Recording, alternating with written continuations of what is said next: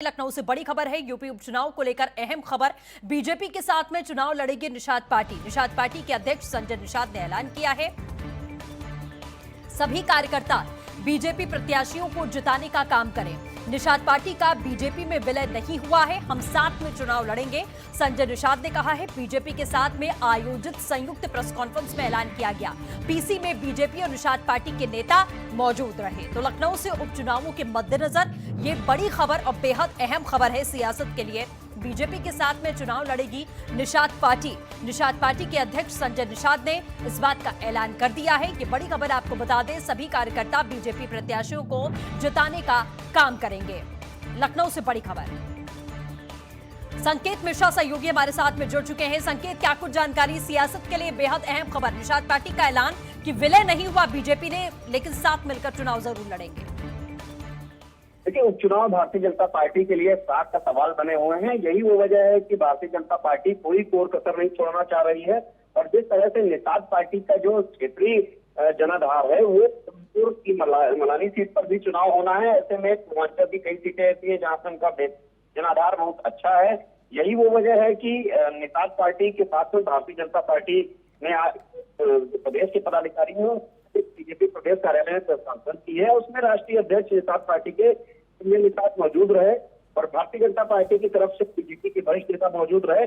और पार्टी के राष्ट्रीय अध्यक्ष संजय निषाद ने घोषणा की है कि वो उपचुनाव भारतीय जनता पार्टी के साथ में मिल के लड़ेंगे। और सभी कार्यकर्ताओं से आह्वान किया है कि सभी निषाद पार्टी से जुड़े जो उनके कार्यकर्ता हैं वो सभी भारतीय जनता पार्टी के जहां जहां प्रत्याशी लड़ रहे हैं उनको जिताने का काम करें। एक बात उन्होंने स्पष्ट की है कि निषाद पार्टी का भारतीय जनता पार्टी में विलय नहीं हुआ है, साथ में चुनाव लड़ा जाएगा, मिलकर चुनाव लड़ा जाएगा। खास बात यह है कि जिस तरह से जौनपुर की जो मलानी सीट है उपचुनाव में, इस मलानी सीट पर निषाद पार्टी ने अपना दावा ठोका था, लेकिन उसके बाद भारतीय जनता पार्टी ने वहां से अपना प्रत्याशी उतार दिया है। ऐसे में कयास ये लगाए जा रहे थे कि निषाद पार्टी भारतीय जनता पार्टी से अलग है और कहीं ना कहीं आपस में अनबन है।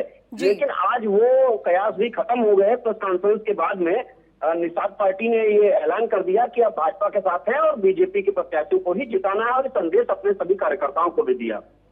बिल्कुल जाहिर तौर पर, और बेहद अहम यहां पर ये भूमिका हो जाती है क्योंकि इससे पहले जैसा आपने बताया कि माना जा रहा था कि कहीं ना कहीं उनके खिलाफत में खड़ी हुई निषाद पार्टी दिखाई दे रही है। लेकिन भारतीय जनता पार्टी ने बड़ी समझदारी के साथ में जिस तरीके से उनको पार्टी में जगह भी नहीं दी है, लेकिन आपस में सामंजस्य बिठाकर साथ जरूर ले लिया है ताकि अपोज उनको ना सामना करना पड़े।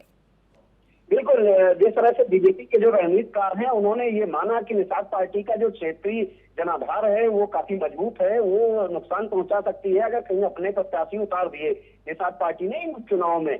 वाकई उपचुनाव जिस तरह से आने वाले विधानसभा चुनाव के एक तरीके से सेमीफाइनल ही माने जा रहे हैं, तो भारतीय जनता पार्टी कोई कोर कसर नहीं छोड़ना चाहती है। और बड़ी समझदारी से बीजेपी संगठन के रणनीतिकारों ने निषाद पार्टी को मनाया। और आज भारतीय जनता पार्टी के प्रदेश कार्यालय में खुद निषाद पार्टी के राष्ट्रीय अध्यक्ष ने यह ऐलान किया है कि वो भाजपा के साथ में मिलकर चुनाव लड़ेंगे और बीजेपी को उनके कार्यकर्ता मदद करें। यह आह्वान भी अपने कार्यकर्ताओं के लिए किया। चलिए संकेत, बने रहे हमारे साथ। राजपाल कश्यप जी एमएलसी सपा से हमारे साथ में जुड़ चुके हैं। राजपाल जी, बहुत स्वागत है R9 टीवी पर। ये यूपी की सियासत से जुड़ी बड़ी खबर है सर। इस समय उपचुनावों को लेकर जैसे हर दल कहीं ना कहीं अपने आप को मजबूत करने की कोशिश कर रहे हैं, अपने उनके जो प्रतिद्वंदी हैं उनको किस तरीके से पिछाड़ा जाए इसकी कोशिश की जा रही है। निषाद पार्टी ने ऐलान किया है कि बीजेपी के साथ चुनाव लड़ेगी। सर, कितनी चुनौती है? देखिए, निषाद पार्टी किस मुद्दे के साथ में और बीजेपी के साथ में गई थी, वो कोई कहा निषादों और कश्यप, बिंद, मल्ला, प्रजापति, राजभर, इनके आरक्षण की लड़ाई जो थी वो कहाँ है? कहाँ? अब तो केंद्र में भी उनकी सरकार है, स्टेट में भी सरकार है, तो लागू तो नहीं हो पाया और कहीं दिखाई भी नहीं पड़ रहा। निषाद और पिछड़े दलित कितने मारे पीटे जा रहे हैं। गोरखपुर में ही पूरा अन्याय हो रहा है जहाँ से निषाद पार्टी के आते हैं।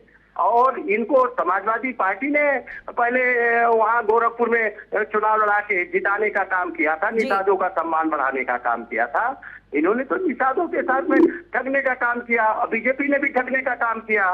ये दलित और पिछड़ों के साथ में अन्याय कर रही बीजेपी, उनके साथ में खड़े हैं। आज दलित पिछड़े मारे जा रहे हैं, कहाँ उठा पा रहे हैं? निषाद कितने मारे गए, कितने कश्यप मारे गए, कितने राजभर मारे गए, कितने प्रजापति, कितने पाल और कितने नाई, कितने चौहान, सब मारे जा रहे हैं। ये क्या क्या लड़ेंगे लड़ाई? और क्या इनके साथ में है? कुछ नहीं, बीजेपी बेनकाब हो चुकी है। अब निषाद पार्टी को जोड़ ले, किसी को जोड़ ले, तो निषाद पार्टी भी बेनकाब हो चुकी है। इन्होंने आरक्षण के मुद्दे पे कसम खाई थी और बीजेपी के साथ में चले गए।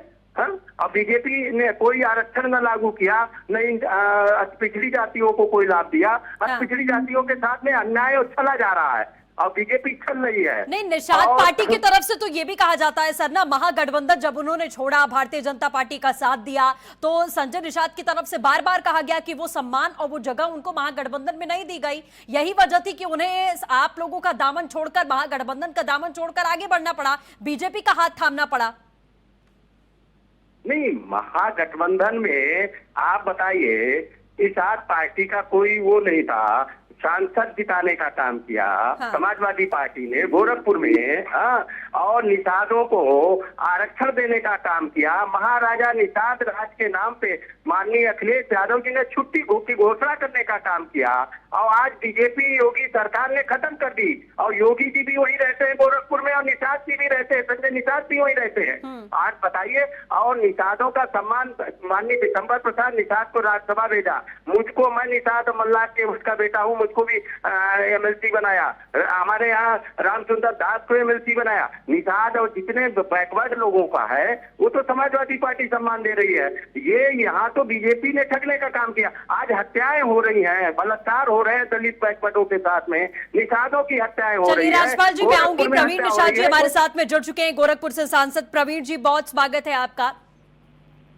जिस तरीके से देखिए प्रवीण जी, जिस तरीके से निषाद पार्टी अपना विलय तो नहीं कर रही है लेकिन समर्थन देने की बात कर रही है, समाजवादी पार्टी की तरफ से लगातार सवाल उठाए जा रहे हैं कि निषाद पार्टी पूरी तरीके से बेलगाम हो चुकी है और उसी भारतीय जनता पार्टी का साथ दे रही है जो उन्हें जगह देने के लिए तैयार नहीं है। नहीं, पूरी जगह पूरा सम्मान भारतीय जनता पार्टी दे रही है। अभी तत्काल में आप देख सकते हैं कि राज्यसभा भेजने का काम जयप्रकाश निषाद जी को दिया गया और श्रृंगेरपुर जो हमारी महाराजा गुरुराज निषाद जी की पवित्र पावन धरती है उस पर 180 करोड़ खर्च करके निषाद राज जी की प्रतिमा लगाने का काम, भगवान श्री रामचंद्र जी का जो एक संदेश था मित्रता का, उसको देने का काम किया गया। समाजवादी पार्टी 5 बार इस उत्तर प्रदेश सत्ता में रही लेकिन कहीं भी निषाद राज जी के नाम पे एक ईंट रखने का भी काम नहीं किया। अगर निषाद राज जी के वंशजों को सम्मान प्रवीण जी, छुट्टी की घोषणा निषाद राज और महर्षि कश्यप छुट्टी की घोषणा माननीय अखिलेश यादव जी की थी और छुट्टी कैंसिल हो गई। आपके योगी जी ने कैंसिल कर दी। आप गोरखपुर के हो, आपको मिनिस्टर बनाना चाहिए तो आपको तो नहीं बनाया, न कोई निषादों को सम्मान दिया। आरक्षण लागू करने की बात थी, आरक्षण भी नहीं लागू हुआ। तिथि में नहीं है, उनका जन्म जो है वो दिनांक में नहीं तिथि में है। अगर राम के नाम पे रामनवमी मनाया जाता है, निषाद के नाम पे निषाद पंचमी घोषित करने का काम करना चाहिए था समाजवादी पार्टी को, न कि 5 अप्रैल को। समाजवादी पार्टी ने आरक्षण भी लागू किया था, योगी आदित्यनाथ ने खत्म कर दिया। जिस आरक्षण की लड़ाई आप लड़ते थे, आज बीजेपी ने कहीं निषादों को ठगने का काम किया है, बीजेपी ने अन्याय करने का काम किया है। बीजेपी लगातार दलित और बैकवर्डों निषादों की हत्या कर रही है। पूरे प्रदेश में कश्यप निषाद मारे जा रहे हैं, वो बीजेपी के संरक्षण में मारे जा रहे हैं। तो आपकी कौन सुन रहा हुआ? वहाँ तो कोई आपकी सुन नहीं रहा, न निषाद जी की सुन रहा, न निषाद पार्टी की कोई सुनी जा रही है, कोई नहीं सुनी जा रही। कहीं सरकार में सुनी जा रही है आपकी, कहीं कोई जितने अन्याय हो रहे हैं गोरखपुर में कोई सुनी जा रही है? आपकी तो कोई सुनी नहीं जा रही है। वहाँ तो निषादों का अपमान हो रहा है लगातार। कहीं नहीं हो रहा है। हेलो जी, आप देखिए, गोरखपुर में ही निषादों का अपमान हो रहा है। पूरे प्रदेश में निषाद और कश्यप और मल्लार, राजभर, प्रजापति मारे जा रहे हैं। ये 17 जातियों की लड़ाई लड़ते थे और आज तो बीजेपी पूरा उत्पीड़न कर रही है। कहीं भी नहीं है समाजवादी पार्टी में।